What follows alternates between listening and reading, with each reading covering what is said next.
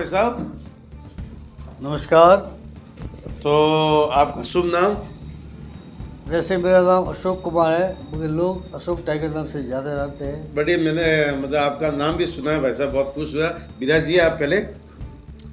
सबसे पहले तो मैं आपको देव दिवाली की शुभकामना देता हूँ, आपको और आपके पूरे परिवार को। धन्यवाद। आपको भी खूब खूब ढेर सारी शुभकामनाएं। और सबसे पहले मैं हमारे वराड़ा हनुमान जी को याद करता हूँ, और मेरे इष्ट देव है वराड़ा हनुमान जी, महादेव जी और आशापुरा माता। बहुत बहुत धन्यवाद अशोक जी। भाई साहब, आपसे मिलकर मैं बहुत खुशी। और सबसे पहले तो मैं आपको आभार प्रकट करता हूँ कि आप मेरे भोले मामा कॉमेडी न्यूज़ पर आपने मेरे को समय दिया। इसके लिए मैं आपका तहे दिल से अभिनंदन करता हूँ, स्वागत करता हूँ। अरे आपने मुझे इस लायक समझा, मैं आपका धन्यवाद देता हूँ। हाँ, तो अब थोड़ी चर्चा हो जाए भाई साहब। कहिए।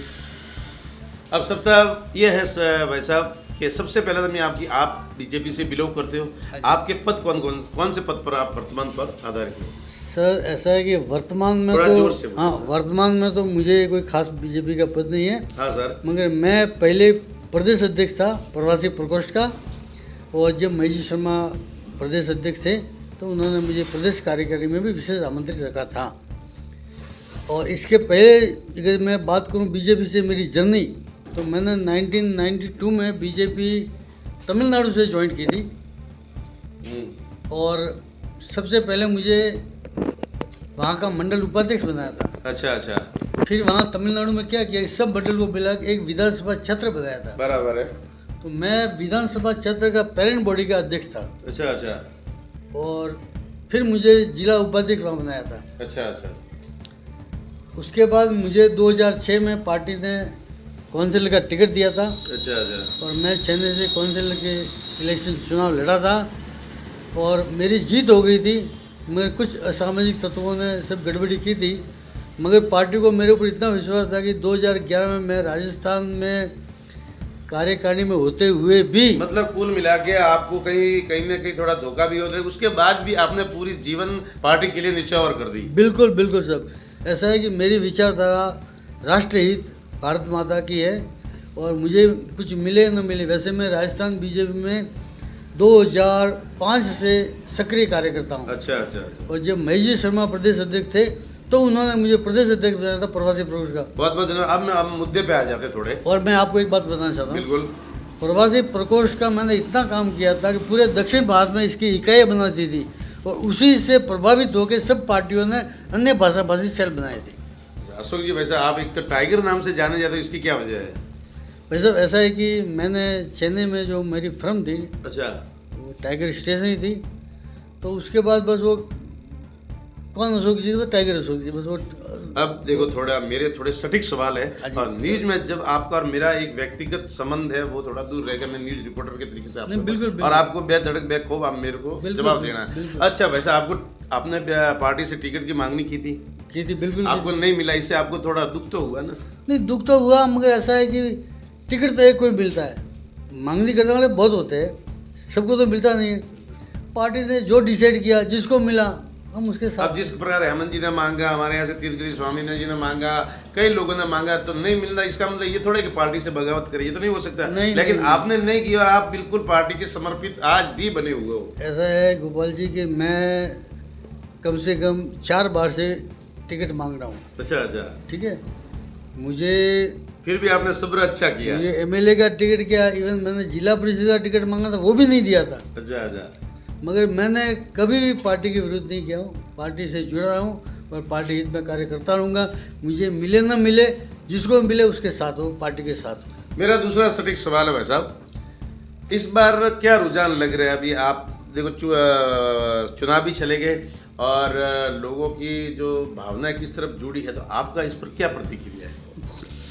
गोपाल जी ऐसा है कि आज की तारीख में सब लोग समझदार हो गए।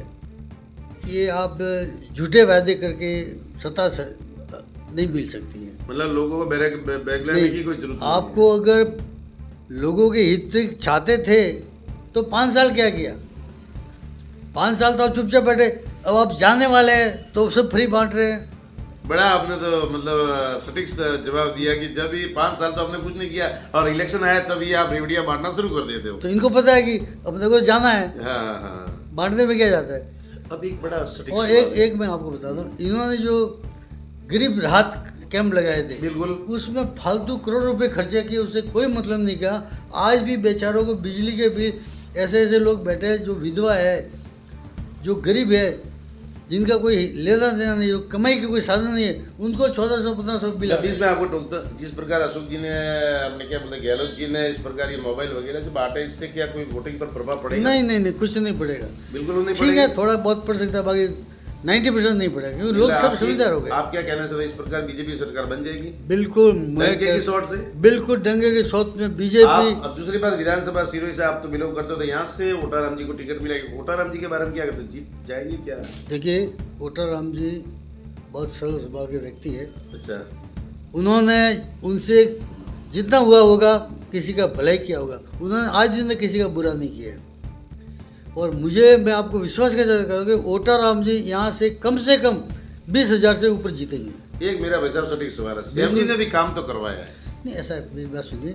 उसको नकारा भी तो नहीं जाता मेरी ना। बात सुनिए, सैम जी ने काम कराया होगा, मैं उसके नहीं बोल बेखौफ आप सकता, मगर नहीं, मैं ऐसा है नहीं, सैम जी ने काम कराया भी होगा, मैं उसके बारे में कोई नेगेटिव बात करना भी नहीं चाहता हूँ, मगर उनकी पार्टी की जो नीतियाँ है वो बहुत ही गलत है, राष्ट्र हित में जरा भी नहीं है, इस देश का इतिहास को खोखला कर दिया है, पूरे इतिहास को बदल दिया है। आप, राजस्थान का इतिहास इतना बड़ा था कि महाराणा प्रताप, जिसको महाराणा लगता है, ऐसे ऐसे राणा कुंभा, बहुत बहुत वीर पुरुष हुए हैं।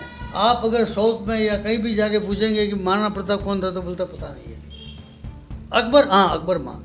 तो इन लोगों ने इतिहास गलत पढ़ाया है क्या? इतिहास खत्म कर दिया भाई साहब।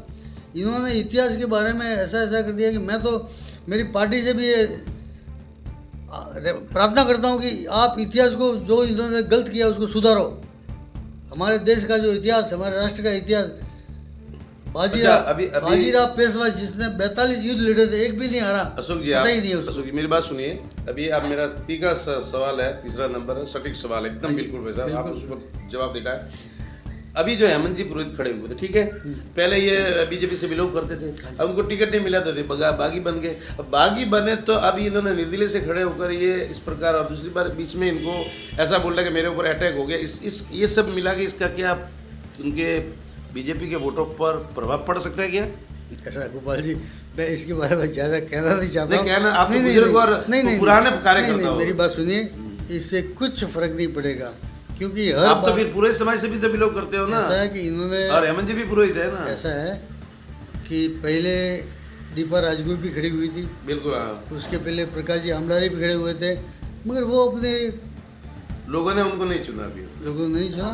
और मुझे लगता है कि लोग तो अभी भी बीजेपी के साथ है और बीजेपी को ही वोट देंगे, और मुझे लगता है पूरी समाज भी बीजेपी के साथ है और बीजेपी ही शानदार वोटों से जीतेगी। एक मेरा सवाल है भाई साहब, अभी जो कालंदरी में मदरसा को लेकर इस प्रकार का जो सीएम जी का 2-4 जगह गाँवों में विरोध भी हुआ है, इस पर आपकी प्रतिक्रिया क्या है? मैं तो वही वोटिंग पर फर्क पड़ेगा सर? मैं वही कहता हूँ साहब, ये मदरसे की क्या जरूरत है भाई? मदरसे, ये मदरसा क्यों मुसलमानों को हक नहीं है क्या साहब? तो है ना, स्कूल है ना भाई, स्कूल में पढ़ो ना।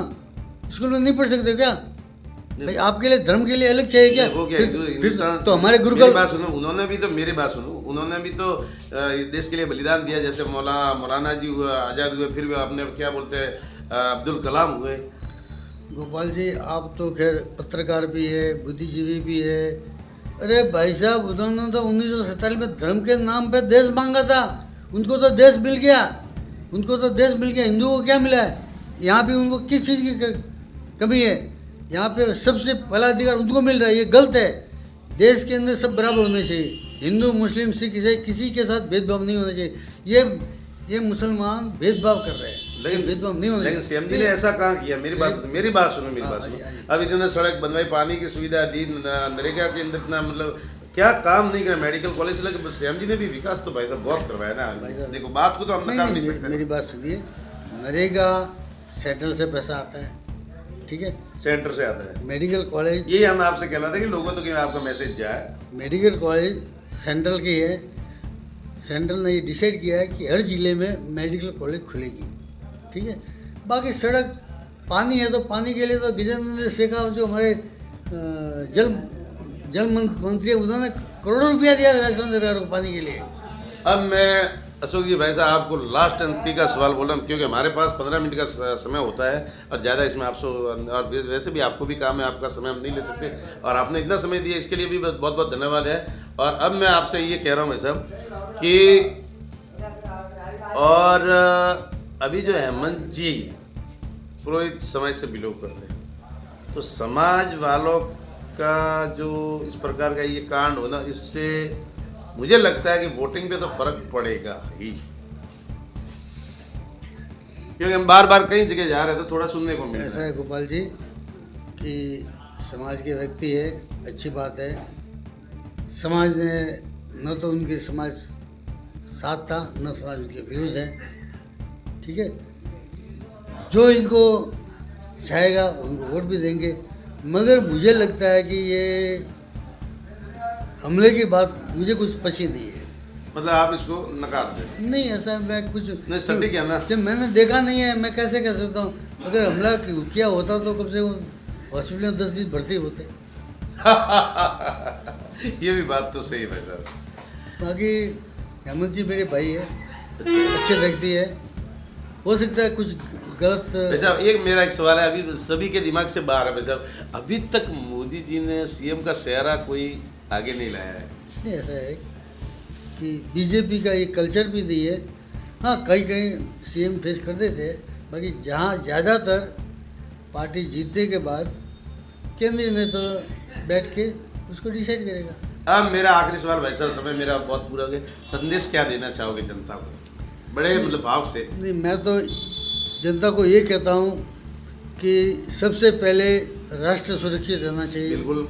अगर राष्ट्र सुरक्षित है तो आपका राज्य सुरक्षित है, अगर आपका राज्य सुरक्षित है तो आपका जिला सुरक्षित है, अगर जिला सुरक्षित है तो आपका गांव सुरक्षित है, और गांव और अगर सुरक्षित गांव सुरक्षित है तो आपका घर सुरक्षित बिल्कुल। है। धन्यवाद धन्यवाद। इसलिए मैं तो ये कहता हूँ कि राष्ट्र हित की भावना रखो।